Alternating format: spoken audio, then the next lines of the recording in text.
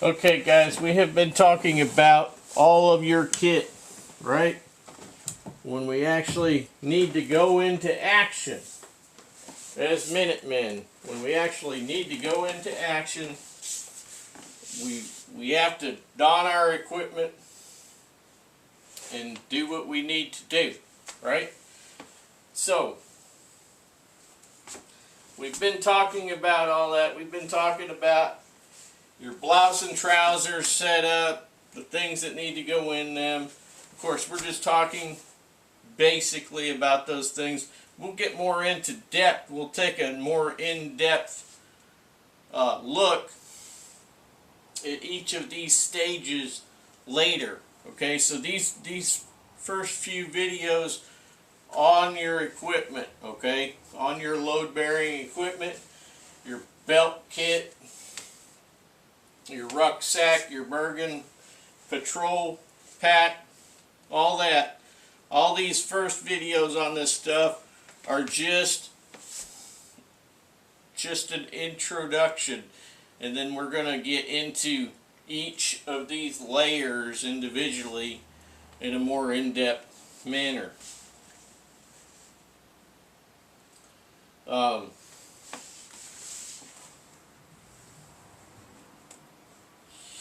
I wanted to talk about something else, but as usual, I've forgotten what I was going to talk about.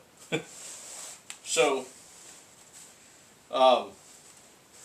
one thing about your map case is you always want your map to actually be waterproof, right? So in this particular map case right here, I got this map out because this particular map I'm going to be going over when I get to the land nav section, or to the I should say to the land nav videos, which will be after all of these MinuteMan videos. I'm going to talk about several different things with land nav, including military grade reference system, being able to find the distance through a little bit of math from you to an object, right? And so forth. This particular map in here is a U.S. Geological Survey map, and it is of the Fall River Freetown State Forest area, right? So a bunch of scary stuff has happened in that place. So anyway, this particular map is a 1/24,000 scale, and in here I have a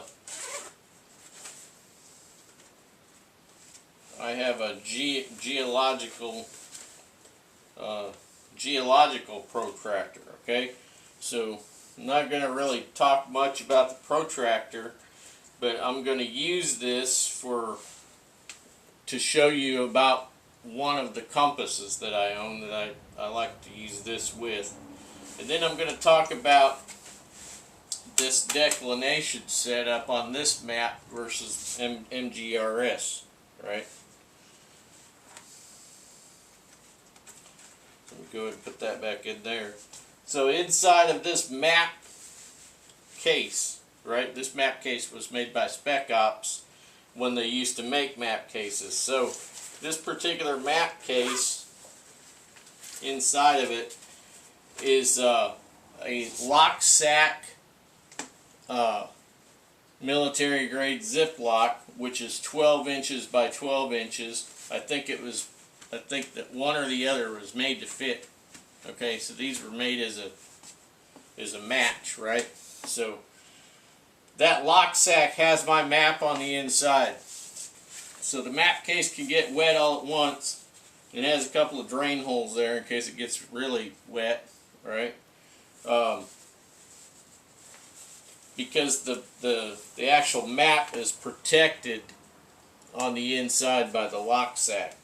So this is a pretty darn nice map case. It's a shame they don't make them anymore. I don't believe they make them anymore. But anyway, I got it on this lanyard. You never want to lose your map. Don't want to lose your map. Keep it on you. Some people keep it in a pocket somewhere, right? I like to keep it right where I can get it, right here. And you can agree or disagree with that. Totally, that's totally up to you. You want to agree or disagree. And then I got my paste beads here. All you guys know what paste beads are for. And then I got my lens addict compass over here in this this side here. So this one I got, and I squirreled it away. It's a brand new lens addict Kamanga U.S. military tritium, and it is ready to go. So I had gotten this a few years ago and squirreled it away, and it's just on standby.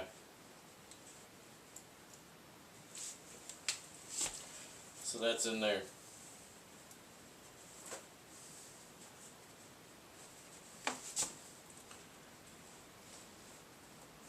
Yeah.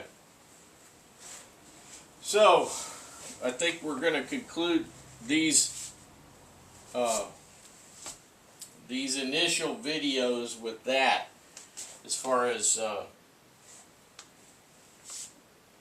putting on your equipment and what it's basically for, and so on and so forth. And you can mix and match stuff too. Okay, you can mix and match stuff. This particular kit is a mishmash of old and new. You know, there's some Alice stuff here. There's some Molly Powell stuff here. There's this old 1956 H harness, and there's some brand new camouflage here.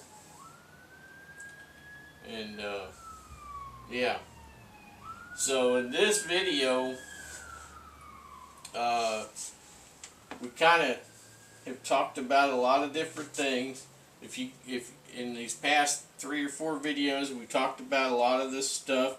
If you have questions about these things, all you got to do is ask. I got an email there. Email's in the bottom. It says dot for a dot. Okay, and then you see what I'm saying? And at for the at sign. So you just replace those with the particular, you know, the decimal point and the at sign in the email, and then you got the email, right? Alright, so you guys are going to say, well, where do you get all that stuff? Well, if you're looking for load-bearing equipment, right, like a belt kit, all that, you got various options. You can just, you know, start putting it all together like I've done. My brown kit, my autumn winter kit, is a little bit different than this. It's not going to be exactly the same because I'm putting stuff together from pieces parts, right? Stuff I had sitting around, and then stuff I've gathered to get it all together, right, as a complete unit, right? Like this pouch that I'm not very pleased with because it's too bright. But anyway, so you could look at surplus U.S. gear. Okay, it's going to be Alice and the Molly Pals setup. Okay, you can get stuff all from all way back. Right, got this old war belt here. Right, you can get an adapter that goes on top of the war belt, cartridge belt, battle belt, whatever you want to call it. You can get an adapter for Molly. Got that on my brown one. And so yeah, in the U.S. market, just look at all that stuff. Surplus. And then in the British Army stuff, you got your old PLCE, right? That's the load carrying equipment. right? And so you got to be careful about that, because they have some stuff that's a certain way, and then they got some, now have some Molly stuff. So you got to look at what you're getting, right? So check out Kit Monster over there in the UK. I have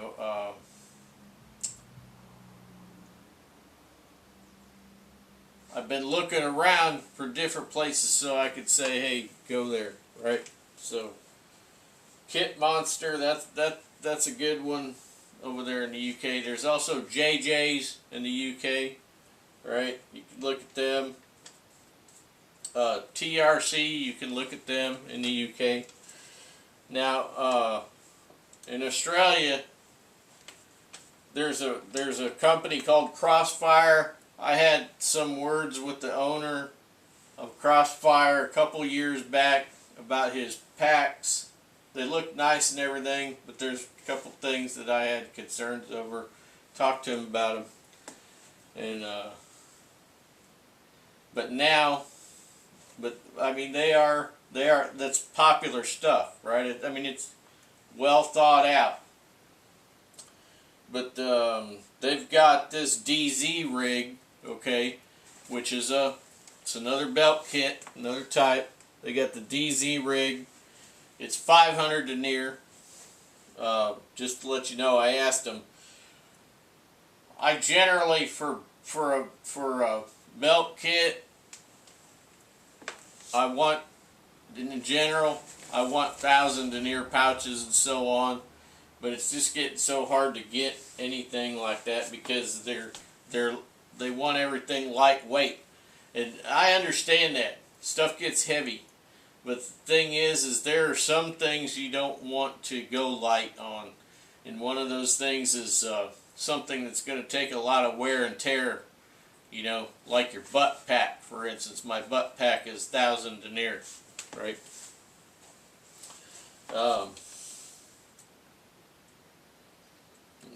Another one here in the States.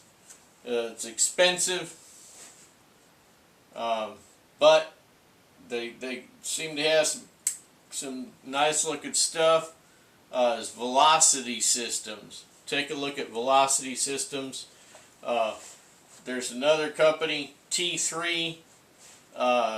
They got a butt pack. I don't know if they have a rig like this ready to go. But take a look at T3 and see what they got. That's in the U.S. So those are just some places for you to look at outside of your typical surplus market, right? If you have questions or comments, feel free to email me.